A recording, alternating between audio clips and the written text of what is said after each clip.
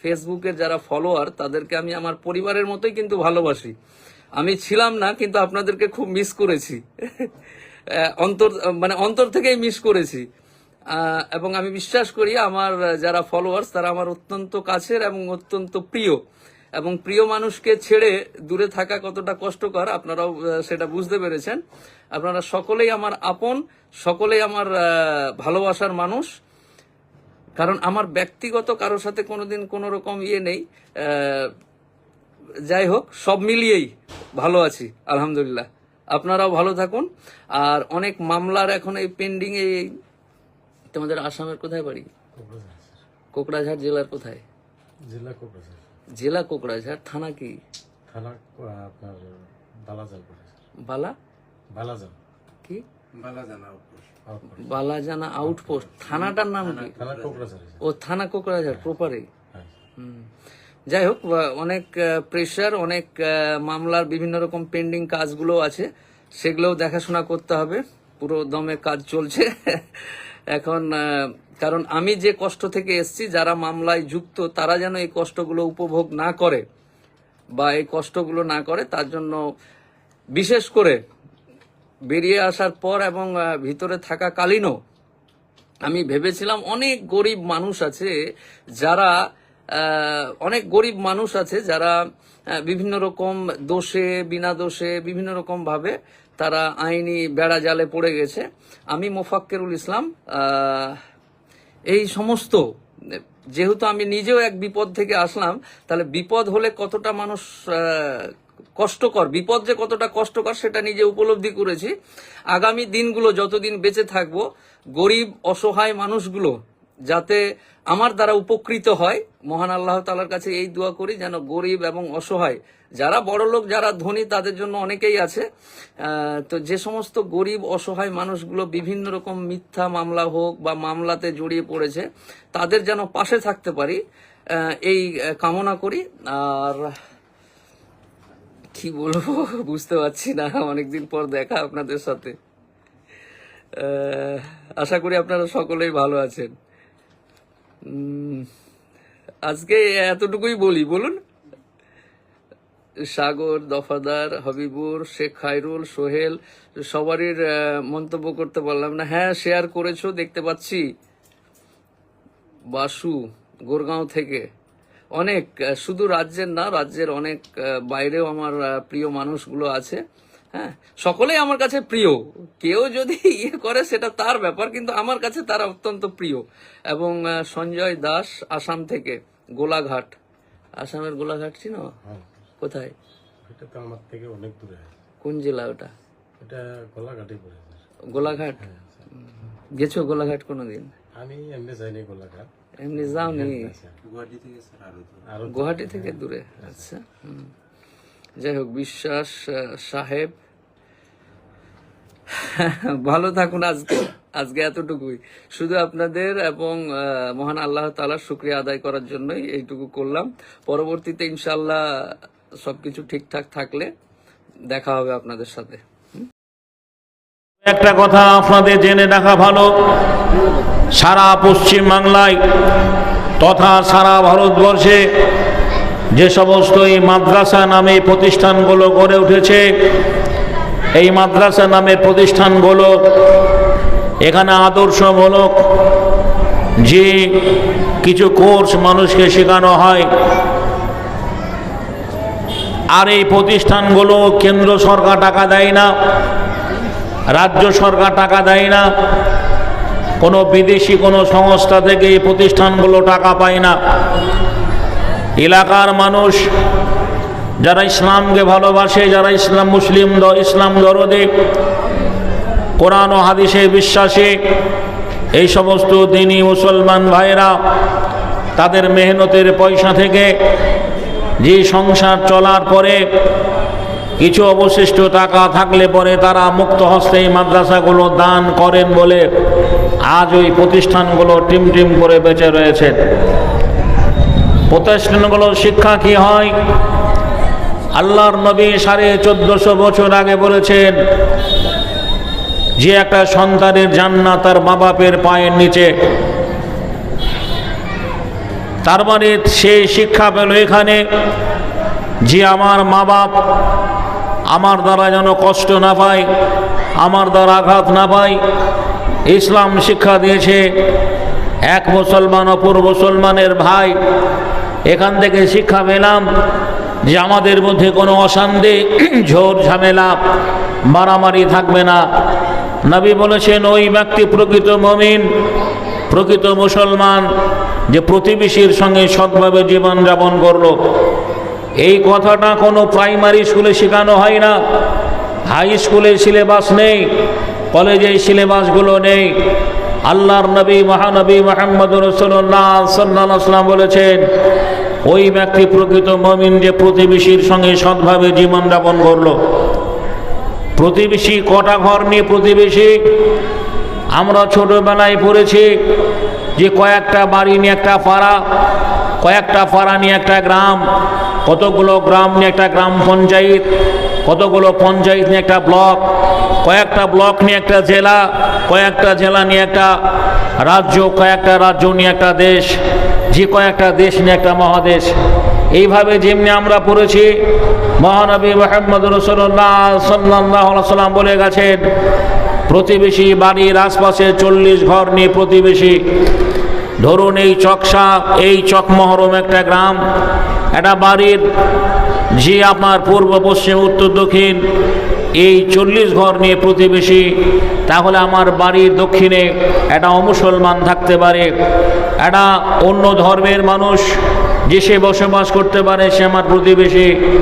আল্লাহর নবী বললেন প্রতিবেশীর হক তোমরা আদায় করো, প্রতিবেশীর সঙ্গে সৎভাবে জীবনযাপন করো।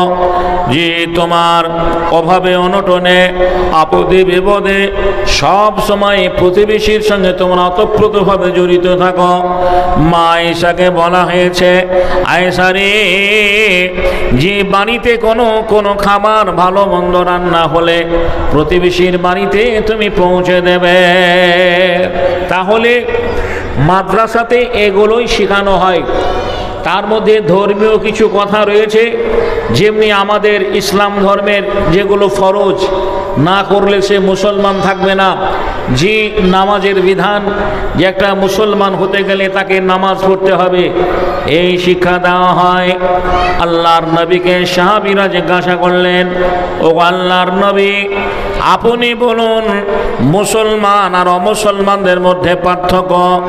মহানবী মুহাম্মদুর রাসূলুল্লাহ সাল্লাল্লাহু আলাইহি ওয়াসাল্লাম বলে গেছেন, ও সাহাবীরা শুনে নাও, মুসলমান যারা হবে সালাত কায়েম করবে, অমুসলমানদের মধ্যে সালাত থাকবে না, নামাজ থাকবে না।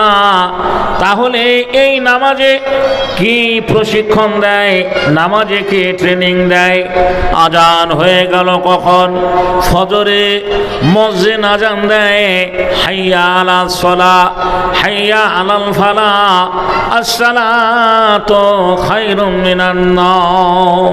এই চক মহরম গ্রামবাসী একটাই ধরুন মসজিদ, আজান হওয়ার সঙ্গে সঙ্গে আজান শুনতেই নামাজ পড়তে গেলে তৈয়ার হয়ে যাও মুসলমান। মুসলমান তোমার আখলাক, তোমার আদর্শ, তোমার নৈতিক দিক আজান শোনার সঙ্গে সঙ্গে তোমাকে মসজিদে যেতে হবে। কেননা তুমি আল্লাহর বান্দা, আল্লাহর দাসত্ব করার জন্য, আল্লাহর তুমি বান্দা, তার বন্দেগী করার জন্য মসজিদে যেতে হবে।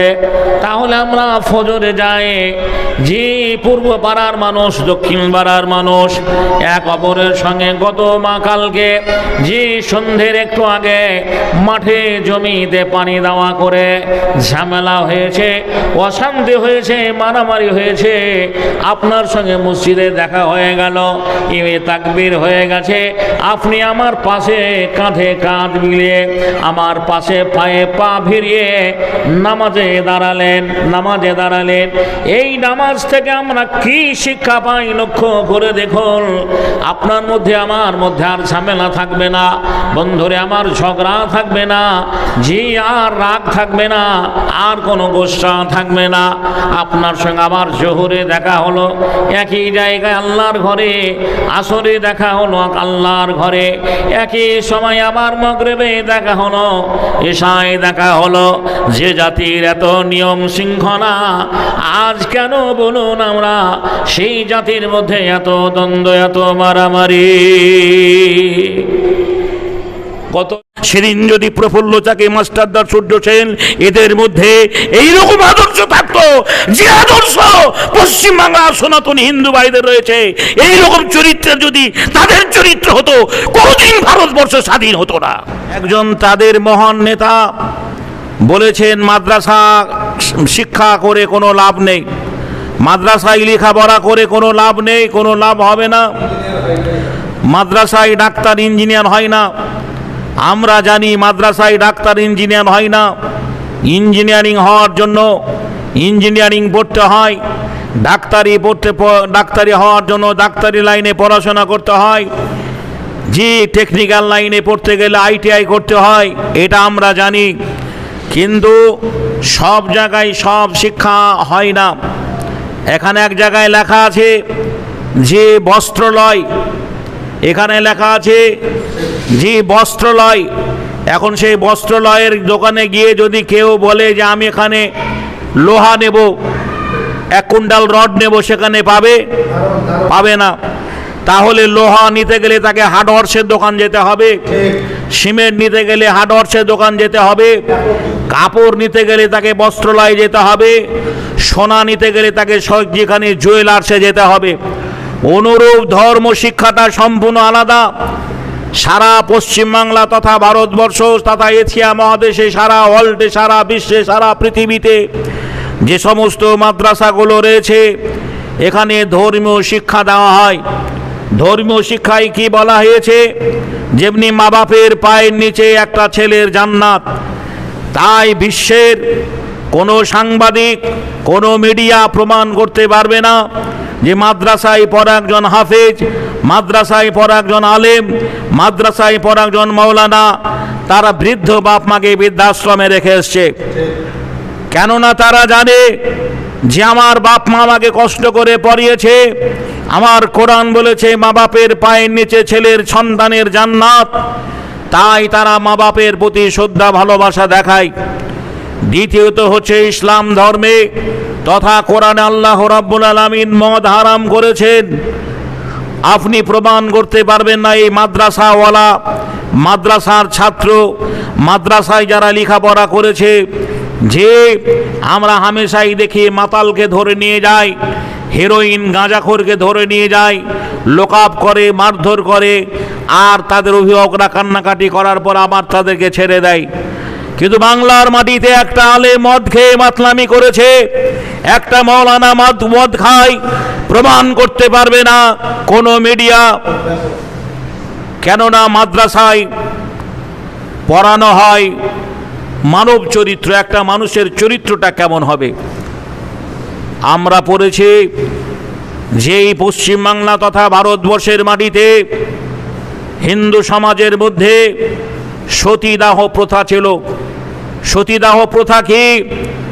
একটা অল্প বয়সী মহিলার স্বামী মারা গেলে পরে সেই মেয়েটার বাঁচার অধিকার ছিল না, তার স্বামীর চিতায় জ্যান্ত অবস্থায় মেয়েটাকে হাত পা বেঁধে ফেলে দেওয়া হতো, একে সতীদাহ প্রথা বলে। এই বঙ্কিমচন্দ্র চট্টোপাধ্যায় মাদ্রাসায় পড়েছিল বলে, মাদ্রাসায় শিক্ষা অর্জন করেছিল বলে সতীদাহ প্রথার উপরে আন্দোলন করেছিলেন। এই মাদ্রাসায় পড়েছে বলে আজও জেনা হয় না, জেনা থেকে মানুষ সংযত থাকে, জেনার হাত থেকে মানুষ বাঁচে। আমার ধর্মে বলা হয়েছে একটা প্রতিবেশীর সঙ্গে সৎভাবে তোমাদের জীবনযাপন করতে হবে। বাড়ির আশপাশে 40টা ঘর নিয়ে প্রতিবেশী, এই 40টা ঘরের আশপাশে অন্য কোনো সম্প্রদায়ের মানুষ, সে বিধর্মী হতে পারে, অন্য ধর্মের মানুষ হতে পারে, সে আমার প্রতিবেশী। এই মাদ্রাসায় শেখানো হয় প্রতিবেশী তোমার আপনজন, প্রতিবেশীর দুঃখে, প্রতিবেশীর আপদে, প্রতিবেশীর বিপদে তুমি অতপ্রতভাবে জড়িত থাকবে। প্রকৃত মুমিন নামাজ পড়নেওয়ালাকে প্রকৃত মুমিন বলেনি, রোজা করনেওয়ালাকে প্রকৃত মুমিন বলেনি, জি দান করনেওয়ালাকে প্রকৃত মুমিন বলেননি। এই মাদ্রাসায় যেটা পড়ানো হয়, আমার ধর্মের মহান নেতা মুহাম্মদুর রাসূলুল্লাহ সাল্লাল্লাহু আলাইহি সাল্লাম ১৫০০ বছর আগে বলে গেছেন, প্রতিবেশীর সঙ্গে যে সৎভাবে জীবনযাপন করে সে হলো আসলে মুমিন, সে হলো আসলে মুমিন। যে মাদ্রাসা সঙ্গ করতে জানে না, মাদ্রাসায় জীবনে মাদ্রাসা কে জিনিস দেখেনি, মাদ্রাসার বারান্দায় পা দেয়নি, মাদ্রাসা সম্পর্কে যার ধারণাই নেই, সে মাদ্রাসা সম্পর্কে কি বুঝবে? তাহলে তাকে মাদ্রাসায় পড়তে হবে, মাদ্রাসায় অ্যাডমিশন নিতে হবে, মাদ্রাসায় ভর্তি হতে হবে, মাদ্রাসায় ভর্তি হয়ে মাদ্রাসায় দাস দিতে হবে, পড়াশোনা করতে হবে। যে মাদ্রাসায় কি শেখানো হয়? মাদ্রাসায় শেখানো হয় দেশপ্রেমিক, জি দেশ মাদ্রাসায় শেখানো হয় জি ভালোবাসার প্রতীক। আল্লাহ রাসূল বলেছেন যে রাস্তা থেকে একটা কষ্টদায়ক কাঁটা সরিয়ে দিলে পরে এটা তুমি নেকি পাবে, এটাই তুমি নেকি পাবে। জি এটা মাদ্রাসায় শেখানো হয়, এটা মাদ্রাসায় পড়ানো হয়, এটা মাদ্রাসায় শেখানো হয়। আর কিছু মানুষ মাদ্রাসা নাম শুনলেই গা জ্বলে যায়, তারা মাদ্রাসাতে সন্ত্রাসী শিক্ষা হয় এটাই ভাবে। আপনি সারা পশ্চিমবাংলা তথা ভারতবর্ষে এশিয়া মহাদেশের একটা প্রতিষ্ঠান দেখাতে পারবেন না যেখানে বোমা বারুদ পিস্তল রয়েছে, যেখানে প্রশিক্ষণ দেওয়া হয়, ট্রেনিং দেওয়া হয়। আরে যে দেশের মুখ্যমন্ত্রী তার পিকে মুখ্যমন্ত্রী হওয়ার আগে মেরে দেওয়া হয়েছে, আমরা সোশ্যাল মিডিয়ায় দেখলাম, মনে হয় এই ধরা পড়বে, এই ধরা পড়বে, ধামাচাপা দেওয়া হয়ে আসল রহস্য এখন উদ্ঘাটন হলো না। সুবহানাল্লাহ, উদ্ঘাটন হলো না, ধরা পড়েনি ভাই গো। কিন্তু সেই যুগে 4 চাকা ছিল না, কি ছিল? মরুভূমির জাহাজ, উটকে বলা হয়। জি এক দেশ থেকে আর এক দেশে উটের পিঠে যেতে হতো। ওমরকে চিঠি লিখেছিলেন কে? খ্রিস্টান বাদশা। একটা সভাতে ডাকা হয়েছিল, আহ্বান করা হয়েছিল যে আপনি আসেন। উটের পিঠে চড়লো ওমর, আর লাগাম আগে ধরে নিয়ে যেতে লাগলো কে? চাকরটা। ভোরে রাজান উঠিল বাজিয়া, ওমর হইল খারাপ। ইসলাম নবে চিঠি লিখে আছে খ্রিস্টান জনতারা, খলিফার হাতে বায়েত হইবে ইচ্ছা তাদের কত। উটের উপরে চলিল খলিফা, সে চিঠির কথা মতো লাগাম ধরে আগে আগে চলে। একটি চাকর সাথী লাগাম ধরে আগে আগে চলে, একটি চাকর সাথী। ইসলাম লবে উরর জনতা ওমরে উঠিল মাথে। কিছু দূর গিয়া ওমরে ফারুক চাকরে ডাকিয়া কয়, উঠে এসো তুমি, লাগাম ধরে বয়ামি বিশ্বের বিস্ময়। সমান রক্ত বহিয়াছে দুজনে, সমান ক্লান্তি আছে। তর্কে যুদ্ধে হারিল নফর সাথী মনিবের কাছে। পালা কমে উটের পিঠেতে পৌঁছিল সেখানে হাই, মনিবের পালা টানিতেছে দনি চাকরের হাওদায়।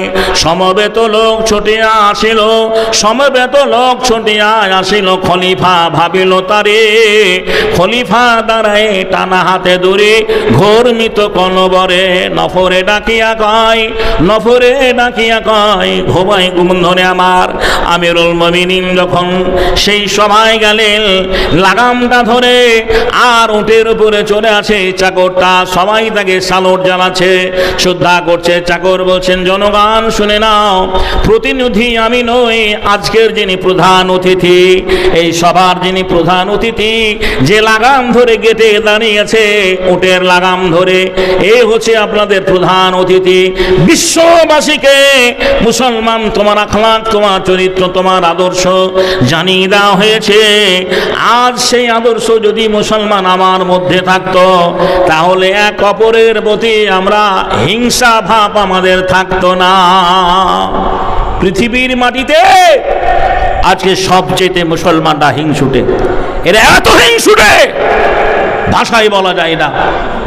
আমি প্রমাণ যদি দিই একটা একটা করে, আমি বাংলা আজকে বক্তা নই। 1992 সালের 6 ডিসেম্বর বাবরি মসজিদ ভাঙার পরে আমি ইসলাম কবুল করেছি। আমি কাইদামপাড়া পড়ি, তখন থেকে বক্তৃতা করি। পশ্চিম বাংলার যারা বাহা বক্তা, যাদেরকে দেখে মানুষ ভয় করত, যাদেরকে দেখে সালাম দিতে ভয় পেত, সেই সমস্ত আলেমদের সঙ্গে আমি বক্তৃতা করেছি। এখানে ছিলেন গঙ্গা প্রসাদী মৌলানা জি, আপনার ওই জঙ্গিপুরে থাকতেন আবুল কাসেম, যিনি বুখারীর সারা বাংলায় লিখেছেন। ওই আবুল কাসেম তখন দাপুটে বক্তা, যার সামনে আলেমরা কথা বলার লোক ছিল না। আমি তার সঙ্গে বহুমঞ্চে ঘুরেছি। গোলাম আহমেদ মুর্তজা বক্তা সম্রাট 93 বয়সে যখন শেষ জলসা করলেন ঘুরিসা মাদ্রাসায়, উনি বললেন আমার 93 বয়স রানিং চলছে, আমি কি আর অত বলতে পারবো? আমার ছেলে হাবিবুল্লাহ আছে, আমার পরে পরে বলবেন। কমিটি বলল না, ওনার পরে আপনি ওনার পরে বলবেন। যাই হোক, ওনার আমি রিকোয়েস্ট করে আমি আগে আধ ঘন্টা 1 ঘন্টার মতো টাইম নিলাম। উনি ওটাই শেষ জলসা মনে হয় করেছিলেন। বন্ধুরা আমার, ভাই আমার, একবারে 3 ঘন্টা পার করে দিলেন 93 বছর বয়সে। আমি তার সঙ্গে বক্তৃতা করেছি। কিন্তু কি জানেন, আজও আসি বক্তৃতা মঞ্চে, জি, কিন্তু বলে ও কি জানে হাবিবুল্লাহ। জানাটা বড় কথা নয়, সমাজকে দেওয়াটা বড় কথা। আমরা ট্রেন বাসে সফর করি, অনেক জায়গায় ট্রেনে আমি আসামে যাই, আসামের দিকে জলসায় যাই, আমাকে বাড়িতে বলে আপনি রিজার্ভেশন করে যান না কেন? বলে টাকা রোজগার করার জন্য যাবো, যদি অর্ধেক টাকা আমি ঠিক রেলকেই দিয়ে দেবো, তাহলে বাড়ি তোমাদের কি নিয়ে এসে দেবো? আমি চালু ডিব্বায় যাই, ভিড়ে হাজারো ভিড়ে, যে আমাকে দেখে বলে মৌলানা এখানে বসুন, আপনার জন্য ওখানে সিট রেখেছি, চলুন। বলে ভাই, বলে ওই দিন আপনার বক্তব্য শুনেছি, এই বড় বড় আমার থেকে বড় দাড়ি, হাত দুটো ধরে বলছেন হাও হাও করে, মৌলানা সেই যে নামাজ ধরেছি আজও নামাজ ছেড়ে দেয়নি। আমি বলি যে আমার চেহারার সঙ্গে আপনার চেহারার মিল কেন হলো না? কত জমায় বলেছিলাম, কে আপনাকে সেক্রেটারি করেছে? কিসের সেক্রেটারি? আপনি মসজিদের সেক্রেটারি দায়িত্ব নিয়েছেন, মুখে দাঁড়িয়ে নেই কেন? পরে ইমাম সাহেব আমাকে বলছেন ভাই মনে হয় আমাকে তাড়িয়ে দেবে। বলে এই হক কথা বলেননি বলে আর সমাজের পরিবর্তন হয়নি। রুজির মালিক আল্লাহ, ভরসা আপনার নেই। ইমামতিটা আপনার আল্লাহর রুজি নয়। হাজারো আলেম ইমামতি করে না, দুনিয়াতে বেঁচে আছে, ব্যবসা করুন। অনেক এখন মানুষ বলছে যে ইমাম ভাতা বন্ধ হয়ে গেছে, আলেমরা খেতে পাবে না। এর আগে ইমাম ভাতা ছিল না, তো আলেমরা খেতে পায়নি।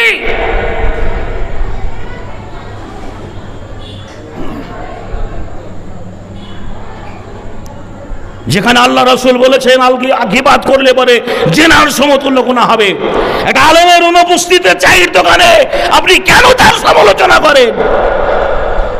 আপনি কেমন নামাজি যার পিছনে আপনি মুক্তাদি হয়ে নামাজ পড়েন, যিনি আপনার ইমাম?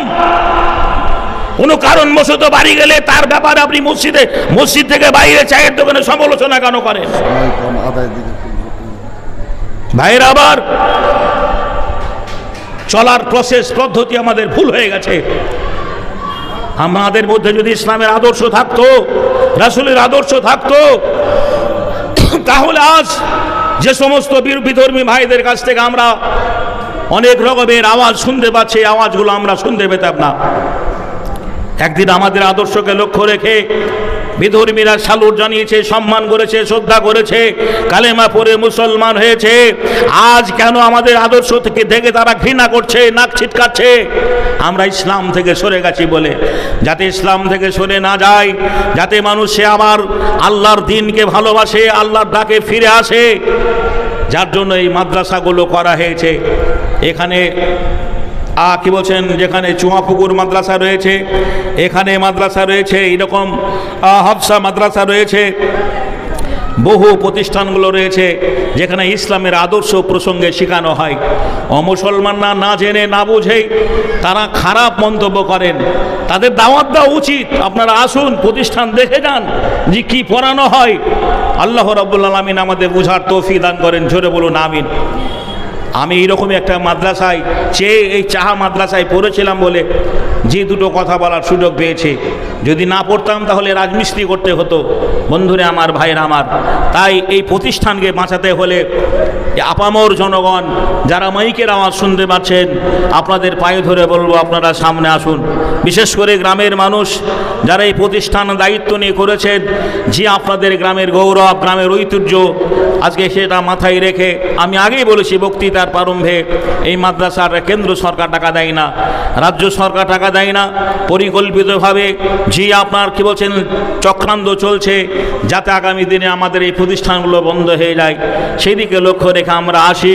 যে আজকে এই দিনী প্রতিষ্ঠানের দিকে লক্ষ্য রেখে কত ইয়াতীম অনাথ সন্তান এই মাদ্রাসায় লেখাপড়া করে, পাঠরত করে।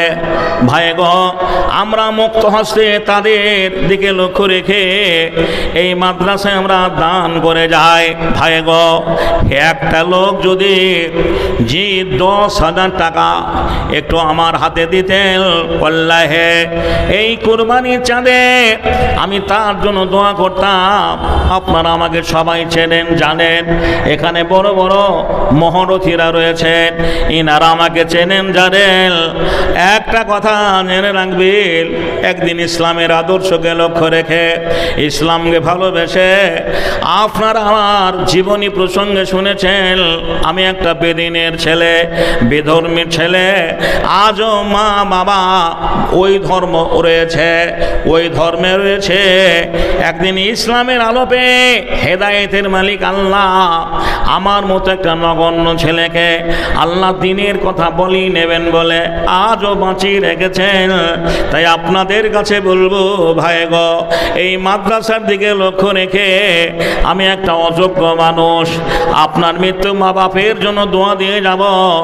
একজন আল্লাহওয়ালা, মাদ্রাসা দরদি, কোরআন দরদি, বন্ধুরে আমার, ইসলামী হিতাকাঙ্ক্ষী একটা ভাই, কোনো কন্ট্রাক্টর, বিল্ডিং কন্ট্রাক্টর, ঠিকাদার, কোনো রাজমিস্ত্রি ভাই, কোনো ব্যবসায়ী, চাকরিজীবী, প্রতিষ্ঠিত ধনী মানুষ 50,000 নয়, যে 1 লাখ নয়, আমি 10,000 টাকা চেয়েছি। একটা ভাই যদি একটু আমার কাছে এসে বলতেন, ভাই এই মাদ্রাসাকে লক্ষ্য রেখে আমি 10,000 টাকা দান করব, আমি তার জন্য দোয়া করব। ভাই গো, সবাই বেশি নেই, যে আপনারা জানেন যত সম্ভব 10:30টার মধ্যে কি বলছেন এই জলসা সমাপ্তি করতে হবে। আমি গত পরশু দিনকে একটা প্রোগ্রামে ছিলাম, ওটা রানীনগরের শেষ বর্ডার, ডোমকল থানা, গ্রামটার নাম হচ্ছে ধুল্লাউড়ি হাটপাড়া, ধুল্লাউড়ি হাটপাড়া। সেখানে আমি ছিলাম, আজিজুল হক বলে একটা বক্তা ছিলেন, আর একজন বক্তা ছিলেন। কমিটি বললেন যে আমরা পারমিশন করেছি, থানা পারমিশন, তাতে ওদের থানা পারমিশনের কাগজে 10:30 পর্যন্ত আছে। তো মোটামুটি 12টা পর্যন্ত জলসাটা হয়েছিল, অসুবিধা হয়নি। তো আমরা যখন 12টার সময় জলসা ছেড়ে দিলাম, তার পাশেই দেখছি আমার সনাতনী হিন্দু ভাইরা যে হরিনাম সংকীর্তন দিব্যি গাইছে আপনার, ওরা ফজর পর্যন্ত গাইলো, কোনো ব্যাপারই নেই। কিন্তু না, যে ভাই এমনিতেই জলসার জোয়ানি কাল 12টার মধ্যে আর কেউ লোক থাকে না, যে তাই 12টার আগেই 10:30 পর্যন্ত পারমিশন করা হয়েছে, তাতে 11টা পর্যন্ত মোটামুটি জলসাটা চলবে, তারপরে বন্ধ হয়ে যাবে। সেদিকে লক্ষ্য রেখে সময় দিকে গুরুত্ব দিয়ে আপনারা মূল্যবান সময় নষ্ট করবেন না। পিছনের বক্তাগুলো যারা আছেন তারা হয়তো আদায় করার সুযোগ পাবেন না। আপনাদের কাছে আমি একটু মাদ্রাসার স্বার্থে হাত বাড়াচ্ছি, আপনারা আসুন, আমরা একটু আল্লাহর হস্তে দানগুলো করে যাই। ও ভাই মুসলমান, মৌতের আগে করো দান, এসব তোমার বেগানা হবে, সবই কিছু পরে রবে, আপন হইবে গোরস্থান। ও ভাই মুসলমান, মৌতের আগে করো দান, এসব তোমার বেগানা হবে, সবই কিছু পরে রবে, আপন হইবে গোরস্থান। ও ভাই মুসলমান, মৌতের আগে করো দান। মনে হয় 10,000 টাকা দেওয়ার মতো এই চক মহরম গ্রামে একটা লোকও পাওয়া যাবে না, তবে 5,000 দেবেন এমন একটা লোক, সুবহানাল্লাহ। জি, দেখি তো আপনার এরা হাজার হাজার টাকা দেয়, তো দিয়েছেন এরকম লোক দান দেয়নি মনে না?